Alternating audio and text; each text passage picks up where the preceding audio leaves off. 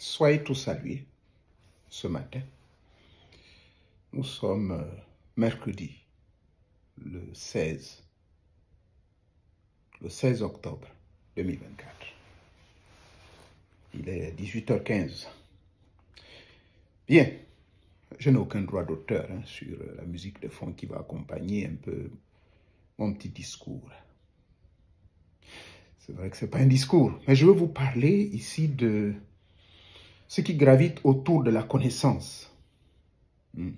Ce qui gravite autour de la connaissance sur, si vous voulez, ce qui gravite autour des enseignements, ce que j'ai appelé les enseignements de l'expérience et les enseignements d'ordre généraux. Et sur ce thème, donc, j'ai choisi le savoir et la connaissance. Bien, parce que beaucoup de personnes disent toujours « je sais ». Et quelqu'un d'autre vous dira « je connais ». Quelqu'un vous dira « je sais » et quelqu'un d'autre vous dira « je connais ». Bien. Nous qui sommes dans le monde des arts martiaux, j'ai discuté avec quelqu'un qui insiste. Pendant que j'étais en train de donner un enseignement quelque part, j'ai été invité par un ami américain. Il est Shihan. Donc, ce frère, 7e dan, bien sûr, il est plus gradé que moi d'un degré, parce que je suis 6e. Donc, j'arrive, et puis le gars nous observe travailler, mais il constate une différence dans la manière de faire. Il m'approche en privé, me dit, vous faites quel style? Votre style semble un peu différent, mais nous voyons comment vous lancez votre coup de poing, c'est différent. Ben, je lui dis, moi, je suis sérieusement engagé, puisque quand je parle de 1974, je commence à peine, mais j'étais sérieusement engagé quand j'ai eu ma ceinture marron en 1978. C'est là où je me suis lancé à fond. Et il me dit, oh, par contre, ce monsieur, il a commencé seulement là en 1993, mais il est déjà 7e dan. Cette illustration va nous aider à comprendre la différence entre le savoir et la connaissance.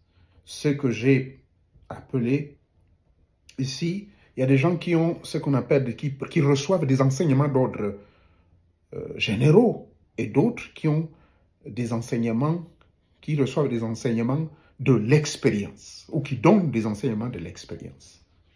C'est ce que je lui ai dit. Au sortir du dojo, je lui ai dit ça. Je dis, moi, je suis pour des enseignements de l'expérience.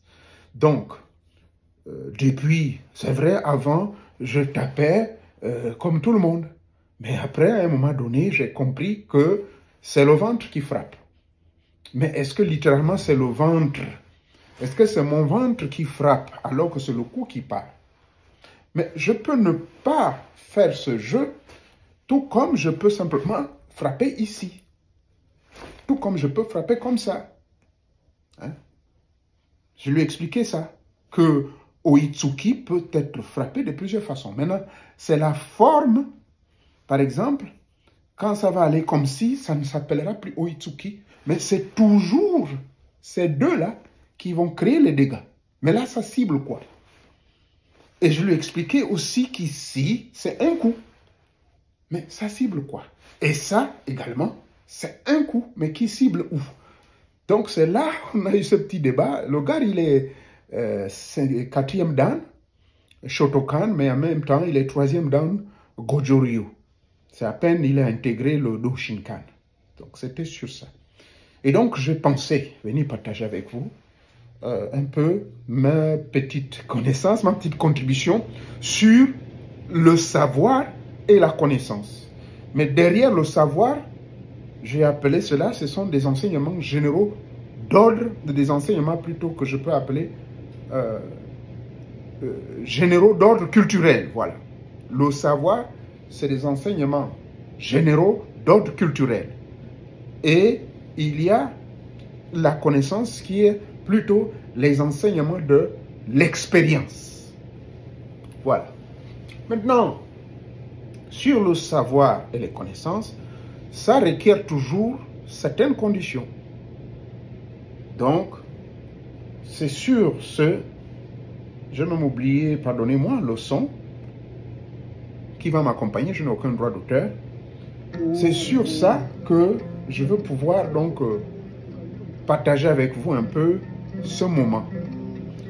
Il faut savoir que ce soit au niveau du savoir, que ce soit le savoir, la connaissance, dans la logique, ça se passe de deux manières.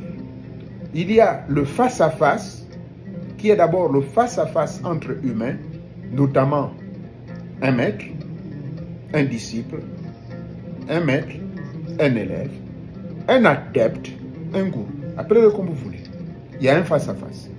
Dans le cadre, bien sûr, des connaissances humaines, ça se passe soit dans un temple, soit dans un corps de garde, soit dans un ashram, pour nous qui initions dans le cadre du yoga. C'est dans un ashram. Et aussi dans un dojo. Par exemple, lorsque j'ai passé 5e, 6e dan, c'était carrément dans le dojo, dans l'enceinte du dojo privé du grand maître. Là, il a réuni uniquement les hauts gradés. Et on m'a donné ce grade avec des symboles, avec les écrits, mais je laisse ça toujours à mon dojo, où tout est écrit avec le mérite. Et ce mérite n'est pas forcément la force physique. Il y a beaucoup d'aspects. Il y en a 3 aspects. Mais ce n'est pas l'objectif. Je ne suis pas venu vous parler ici de nos histoires du karaté-do. Donc, il y a un face-à-face d'abord entre humains. Et il y a un autre face-à-face qui se passe entre vous et le livre. Il y a un face-à-face entre vous et le livre. Mais ce face-à-face, c'est entre un livre, là je parle surtout dans le cadre des grands mystères, un livre qui est chargé par des initiés. Et comment on charge un livre d'initié, je vous l'ai déjà expliqué dans un enseignement précédent, ça remonte il y a 6 ans. Ce sont des charges électromagnétiques, il y a des mots de pouvoir, il y a des invocations, des convocations, que lorsque ce maître imprime ses connaissances, il les imprime avec son esprit et avec la présence des esprits au-delà. Donc il y a un grand travail qui est fait. C'est le cas par exemple des grimoires, donc je vous conseille d'en avoir. Mais les grimoires sont réservés beaucoup plus aux initiés avancés. Et donc c'est cela le deuxième face-à-face. Le face-à-face de l'homme et le livre. Et pas n'importe quel livre, le livre qui est chargé mystiquement. Bien, ou qui a reçu des charges magnétiques.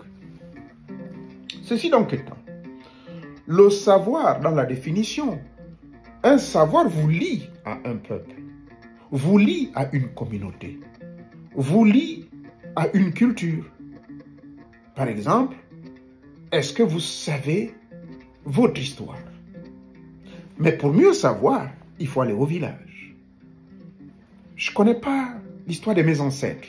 Ah tiens, il faut aller au village, il faut aller apprendre. Donc la première étape de la connaissance, que j'appelle la connaissance connaissante, elle passe d'abord par le savoir. Maintenant, dans le savoir, ça c'est ma définition, c'est parce que ça existe en français, et ça date de 1991, j'avais l'habitude d'utiliser cela. Il y a ce qu'on appelle le savoir savoyant et le savoir savoisien.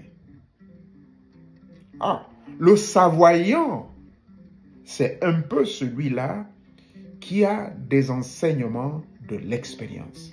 C'est un peu celui-là qui a la connaissance connaissante. C'est celui qu'on appelle un savoyant. Est-ce que le mot existe en français? Je n'en sais rien, mais ce sont mes gens-là qui me donnent des mots comme ça. Maintenant, il y a le savoisien. Il y a le savoisien. Le savoisien, c'est un théoricien. C'est tout. Il sait, mais bourré de théories. D'accord?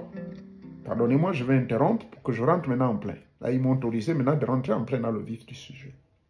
Donc, le véritable savoir, de manière générale, c'est la culture. C'est qui vous lie à votre histoire, qui vous lie à votre culture. C'est bien de connaître. Moi, par exemple, partout où je me présente toujours comme Vandele Onouvier.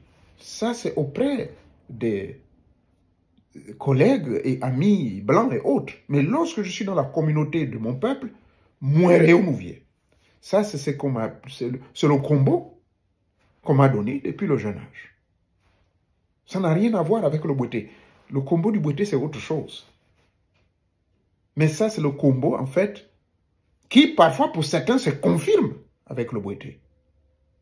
Eh oui, Nkounounu,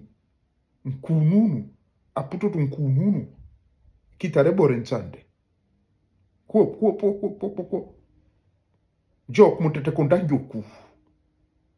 Là, c'est une autre histoire.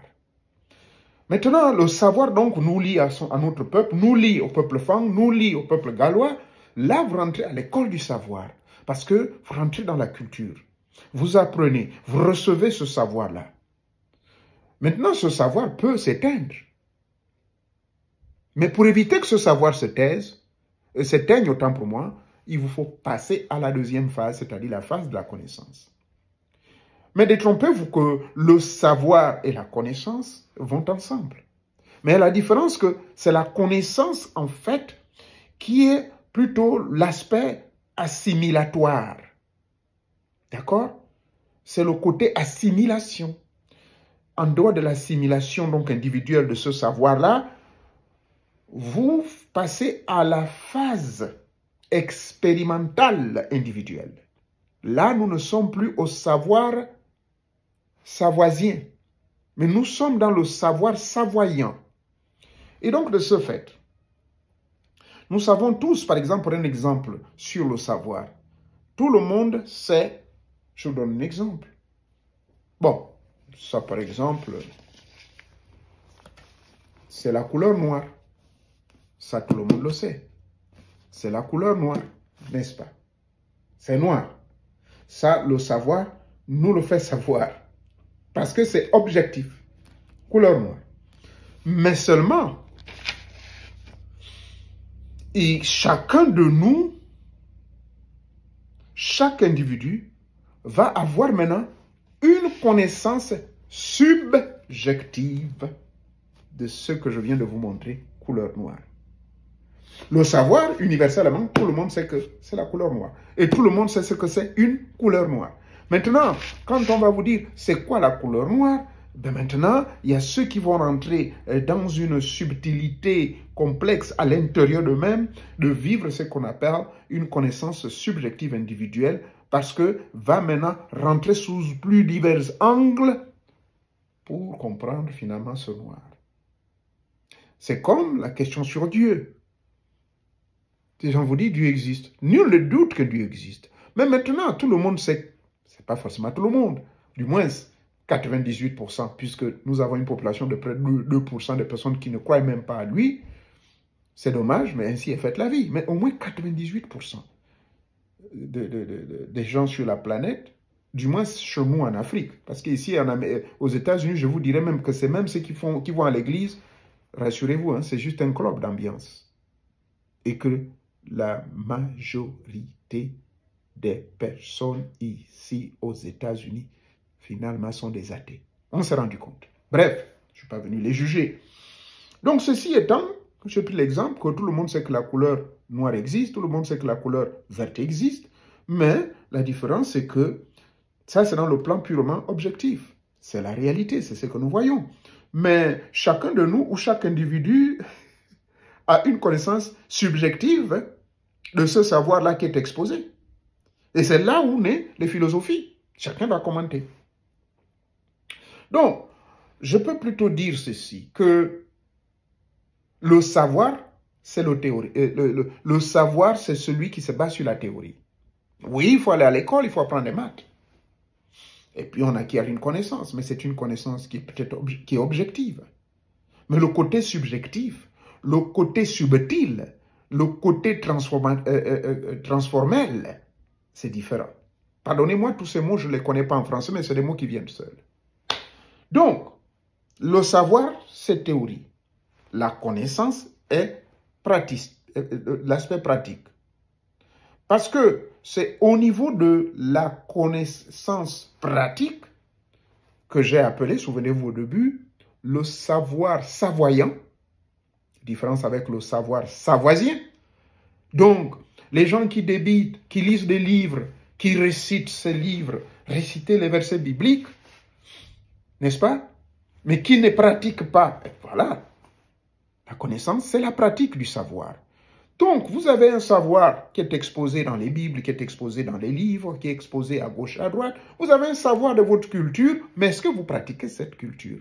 D'où, oui, vous n'êtes qu'un perroquet qui parle. Et voilà pourquoi dans nos villages, lorsque vous dites que vous êtes un initié, il ne faut jamais le dire.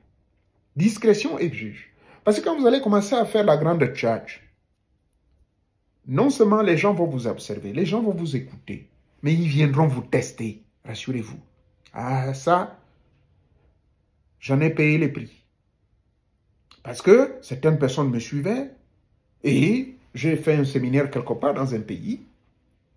Et quand j'arrive, je me suis retrouvé avec des mecs plus âgés que moi, mais qui étaient très avancés dans certaines pratiques africaines, mais qui ont tenté de me tester. Je sens de la grande chaleur autour de mon aura. Et puis je fais mes respirations profondes et puis je danse. Je dis, s'il vous plaît, ne commencez pas le test. Je ne viens pas ici pour m'amuser. Et là, ça dépend de comment vous êtes chargé. Les charges électromagnétiques, les charges mystico-spirituelles, les charges sorcières que vous avez. Donc la somme des pouvoirs que vous avez, la somme des connaissances à travers le savoir savoyant qui fait de vous un connaissant. Allah, et même dans le côté pratique de la connaissance, il y a pourtant des hommes qui ont des connaissances. Je m'adresse aux faux. Le pasteur, le ganga, il maîtrise la plante et pourtant, il a une connaissance. N'est-ce pas? Et pourtant, c'est un connaissant. Mais malheureusement, il ne pratique pas cette connaissance. Donc, même au sein de la connaissance, nous avons ceux-là qui pratiquent la connaissance, mais sans connaissance. Oh, c'est trop fort? Je m'explique. Ils pratiquent ces connaissances-là, mais à la légère. Par contre, il y a celui qui pratique cette connaissance, que moi j'appelle celui qui maîtrise le savoir savoyant par une connaissance transcendantale connaissante. D'où c'est celui dont la connaissance a transformé.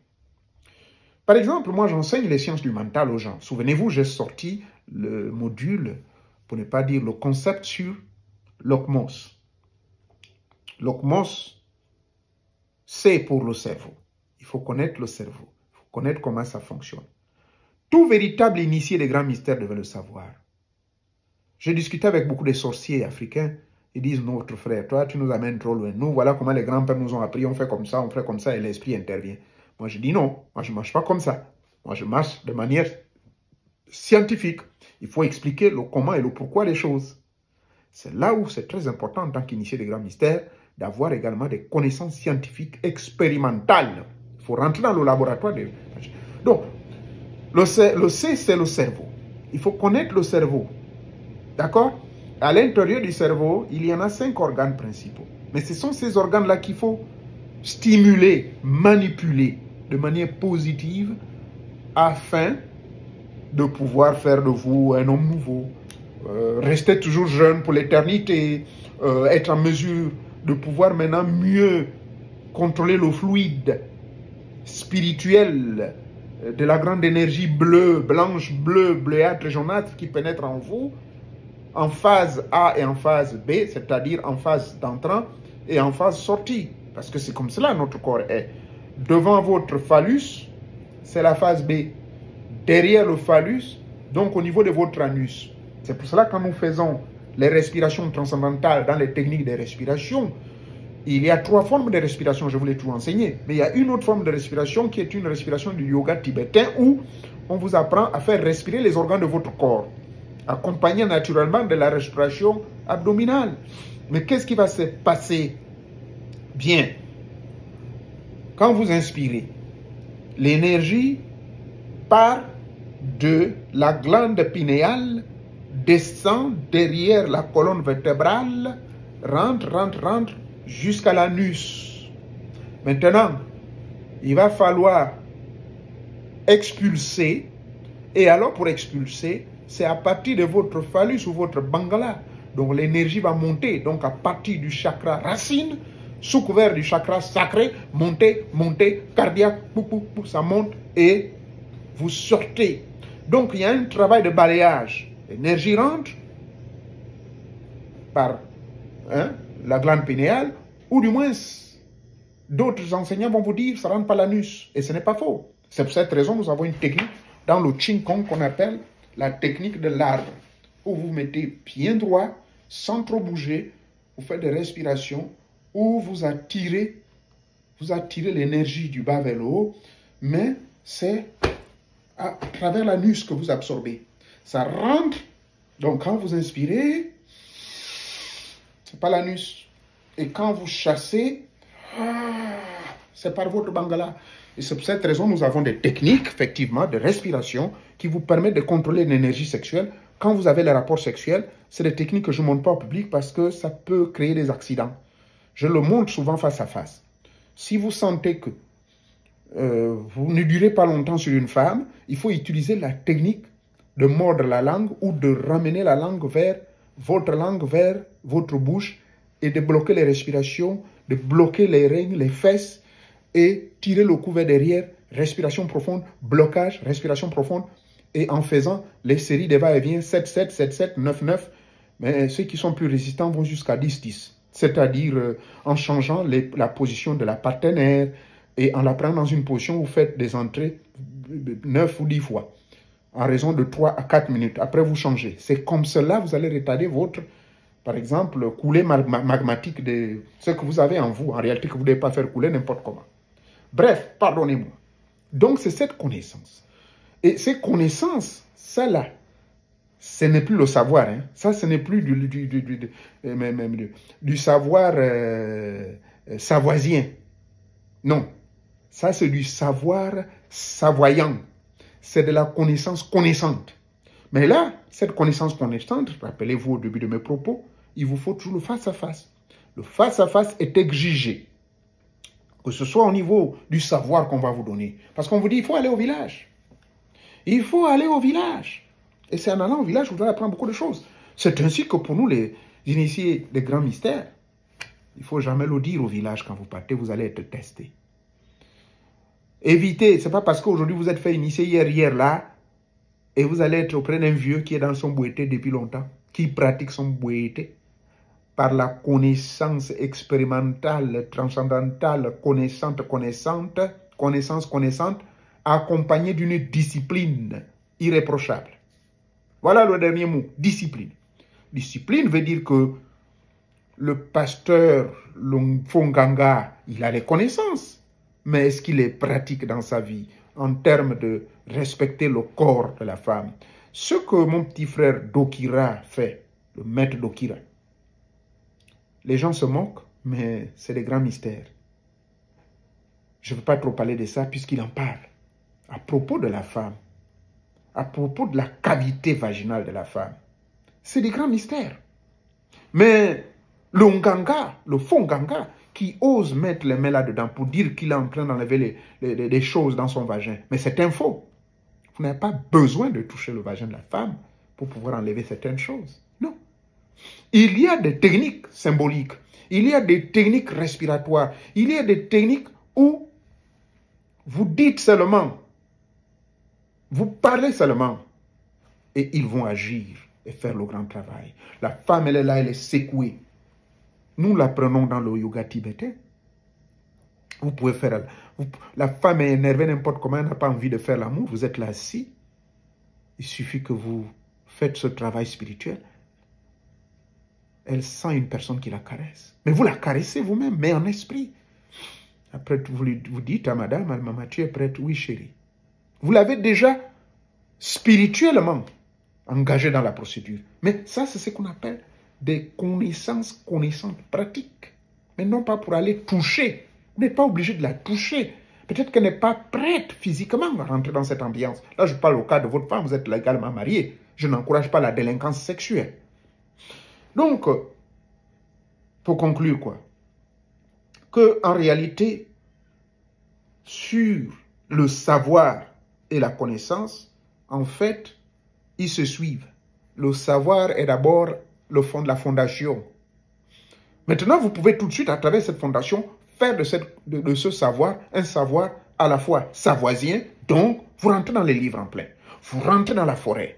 Vous rentrez dans le grand temple que Dieu nous a donné, c'est-à-dire nos forêts. Et vous avez tout est là maintenant. Et là, le maître vous explique. Le Nganga ou le Nima commence à expliquer. Ça, avec ça. Alchimie, réaction chimique. Ça déclenche dans le corps des envies. Ça, puisque toi, tu es à quel âge là maintenant? 90 ans. J'ai connu un vieux papa. Hein. Quand je quittais le Gabon, il avait 86 ans. Il avait 9 femmes. Et il était toujours actif. Les femmes savaient les plantes, savaient le genre de légumes qu'il fallait pour toujours maintenir. Et il est resté fort jusqu'à sa mort. Je connus le vieux Bukoso à Gamba. Quand j'étais à la mairie de Gamba. Hein, l'un des maires adjoints. J'ai vu ce papa-là. Mon épouse était infirmière là-bas. Il y a eu des grands mystères. Quand ce papa est mort, il y a eu des grands mystères. Voilà comment un véritable initié, normalement, quand il quitte ce monde, le corps est toujours frais. Et ce papa a laissé de jeunes femmes. Hein. Il avait plus de 80 ans. Donc c'est pour vous dire que là, c'est dans le cadre de la connaissance connaissante. Et que tout véritable initié sait que, à un certain niveau, la parole, lorsque vous avez maîtrisé le silence, et que vous connaissez à quel moment il faut parler, bien vous verrez que votre parole, c'est la loi du mental. Parce que tout ce que vous allez dire, tout se passe dans votre mental. Et que vous n'avez pas besoin d'utiliser la parole, le verbe. Il faut plutôt utiliser la parole spirituelle. Donc quand on a atteint un certain niveau, la parole, c'est la loi du mental. Et c'est elle qui actionne. C'est elle qui neutralise consciemment. Et c'est elle qui oblitère ou expulse tout ce qui bloque la réalisation de l'action et réaction. C'est cela le pouvoir que nous avons. D'où cette exigence-là, oh my gosh. Oof. I'm so sorry. My French is getting, I don't know what the hell I'm going to do now. Maybe I need to go back to school and learn the damn French. Sorry for my French. Donc, c'est cela. Le véritable spirituel, le véritable initié des grands mystères, il va humblement toujours chercher à savoir. Mais quand vous cherchez à savoir, évitez de dire que vous connaissez. Chacun de nous a ses secrets. Pour vous dire la vérité, c'est comme cela. Hein?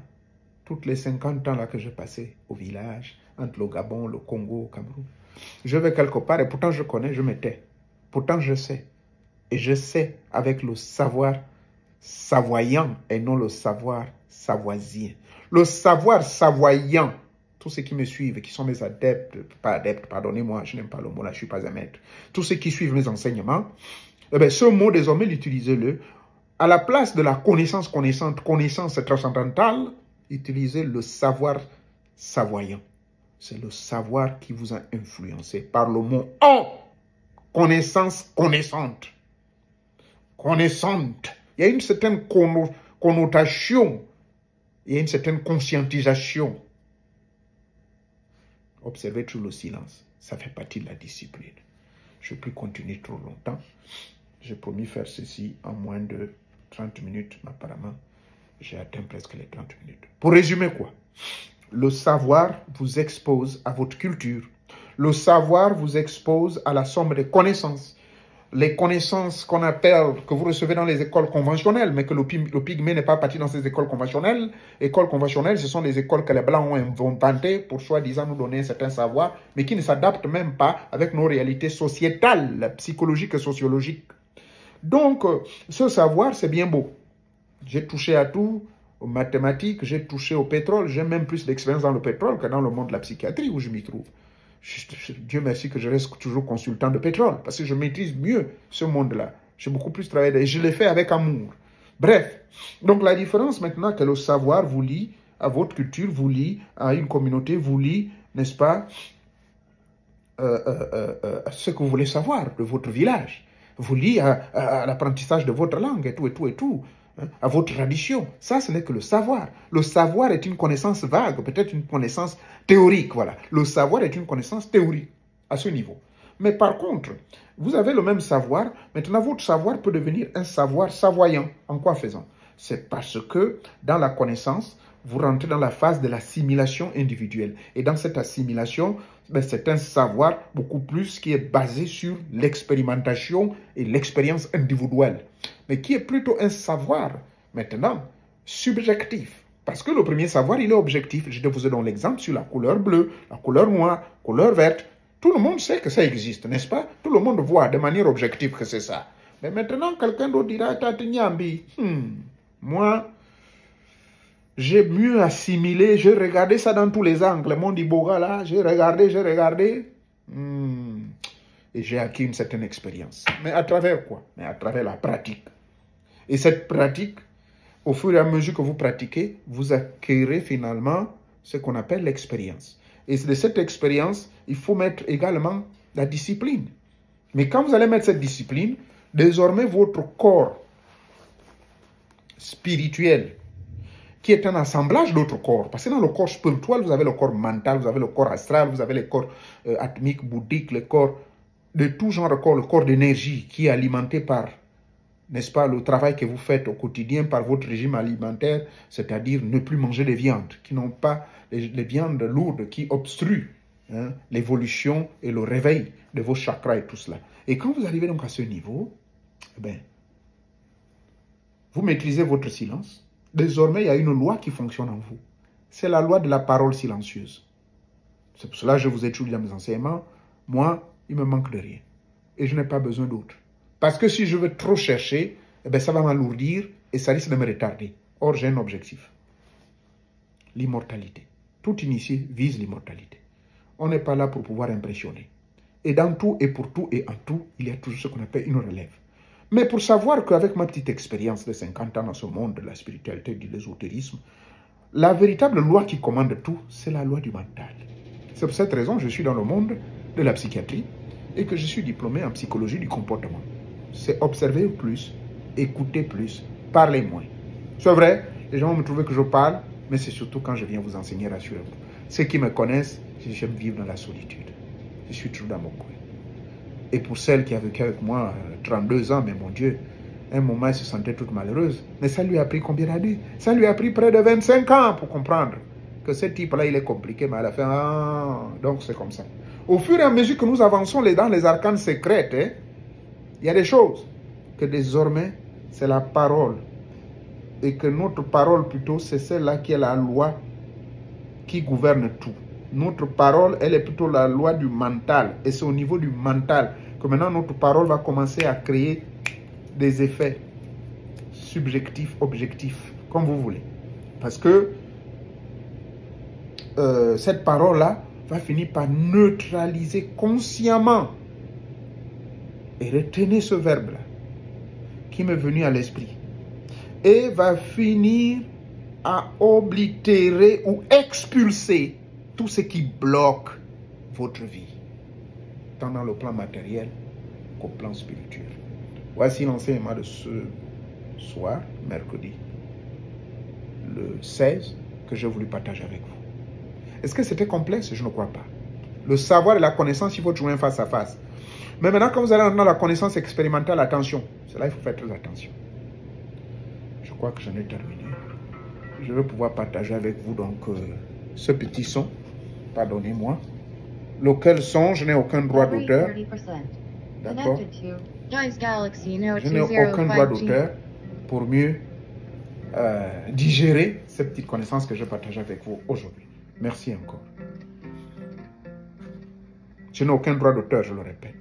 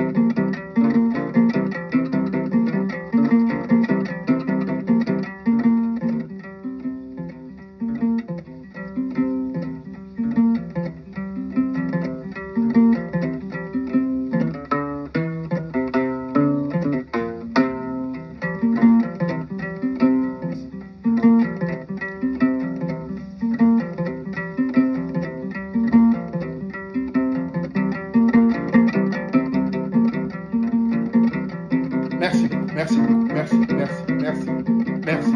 Merci encore. Merci. Merci, merci, merci. Soyez tous bénis. Merci, merci, merci, merci, merci. Bien, merci, merci, merci, merci, merci beaucoup. Et une fois de plus, je n'ai aucun droit d'auteur sur cette belle mélodie qui nous est chantée par un initié de grands mystères et que vous devez toujours garder à l'esprit que tout ce que je dis ne vient pas de moi. Et que tout ce que je dis, pour certains, si vous considérez que ça ne vous convient pas, n'osez pas dire que c'est mauvais ou c'est faux. Car il faut toujours avoir cet esprit de jugement. C'est à vous de choisir. Si c'est bon pour vous, vous gardez, vous pratiquez. Mais si ce n'est pas bon, rejetez. Eh bien, ce choix nous a imposé même dans les lois universelles. Et même la loi universelle incarne le bien et le mal, n'est-ce pas? C'est à vous de considérer cela. Que même sur cette même croix, sur cette croix, nous avons toujours le bien et le mal. Nous avons le yin et le yang. Donc, s'il vous plaît, nous devons toujours être convaincus en tant que toute avancée dans la véritable connaissance initiatique que tout ce que vous faites doit être toujours en harmonie avec les univers. Je vais au-delà de notre univers. Je vais au-delà de notre système galactique qui renferme les 12 planètes. Parce qu'il y en a d'autres. Il y a des milliers de planètes. Je ne le savais pas moi-même. Donc, on avance. Voilà, j'ai utilisé le mot savoir. Parce que le savoir peut vous faire naviguer dans des choses qui ne sont pas importantes. Ce n'est pas tout ce que vous savez que vous êtes obligé d'appliquer dans votre vie. D'accord? Il faut le savoir. Mais tout ce que vous voulez appliquer dans votre vie, c'est ce qui devient le savoir subjectif, qui devient une connaissance de phase, de type d'abord de curiosité, et ensuite de pratique par une discipline constante. Alors, cette connaissance va vous transcender. Alors, vous devenez un savoyant et non un savoisien. Vous devenez un connaissant et non un connaisseur. Parce que le connaisseur, c'est un théoricien. Le savoyeur, le savoisien, c'est un théoricien.